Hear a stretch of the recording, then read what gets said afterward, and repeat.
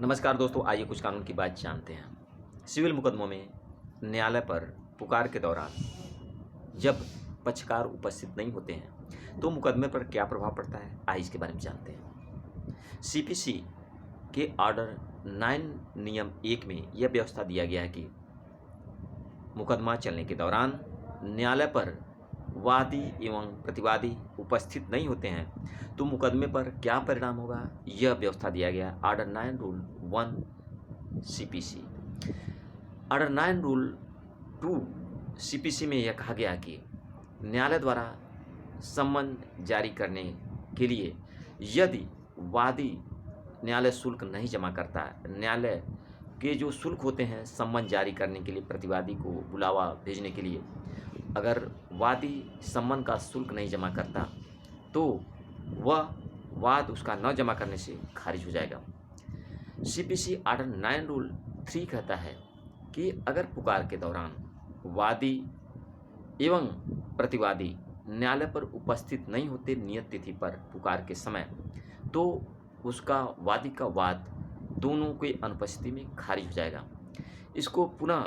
Recall करते जीवित करने के लिए कायमी डाला जाता है कि वादी यह दर्शित करता है कि नियत तिथि पर किस वजह से वह न्यायालय में उपस्थित नहीं हो सका। अगर उसका कारण समुचित बताता है तो न्यायालय अगर उचित समझती है तो उसके कायमी को स्वीकार कर ली होती है, मुकदमा उसका जीवित हो जाता है। ऑर्डर 9 रूल 5 में यह व्यवस्था दिया गया है कि यदि सम्मन जारी करने के बाद 1 महीने का समय बीत चुका और न्यायालय में पुनः वादी द्वारा पैरवी नहीं किया गया, सम्मन शुल्क जारी नहीं किया वादी ने, तो भी उसका वाद ऑर्डर 9 रूल 5 में खारिज हो जाएगा सम्मन शुल्क न जमा करने के कारण। ऑर्डर 9 रूल 6 में व्यवस्था दिया गया है कि यदि वादी न्यायालय पर उपस्थित रहता है और प्रतिवादी उस दिन न्यायालय पर अनुपस्थित रहता है तो वाद प्रतिवादी के खिलाफ एक पक्षी हो जाएगा।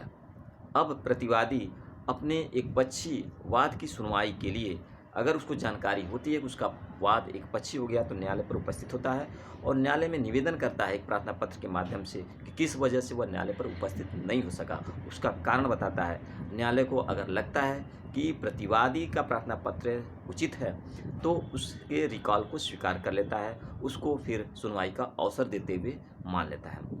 यह ऑर्डर 9 रूल 7 के माध्यम से होता है। ऑर्डर 9 रूल 8 में यह व्यवस्था दिया गया कि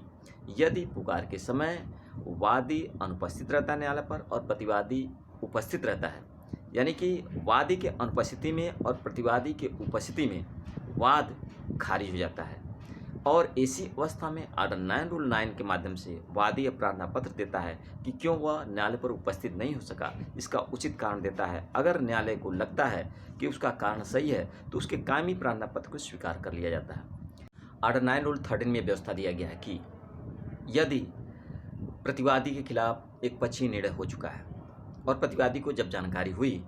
कि उसके खिलाफ एक पक्षी निर्णय हो चुका है तो वह न्यायालय में एक कायमी प्रार्थना पत्र ऑर्डर 9 रूल 13 के माध्यम से देता है कि उसे मुकदमे की कोई जानकारी नहीं थी, इसलिए उसके प्रार्थना पत्र को सुन लिया जाए और गुण दोष के आधार पर उस मुकदमे का निर्णय किया जाए, जवाबदेही वगैरह लेकर के। दोस्तों, जानकारी कैसी लगी? अगर अच्छी लगी तो लाइक करें, शेयर करें, सब्सक्राइब करें। धन्यवाद।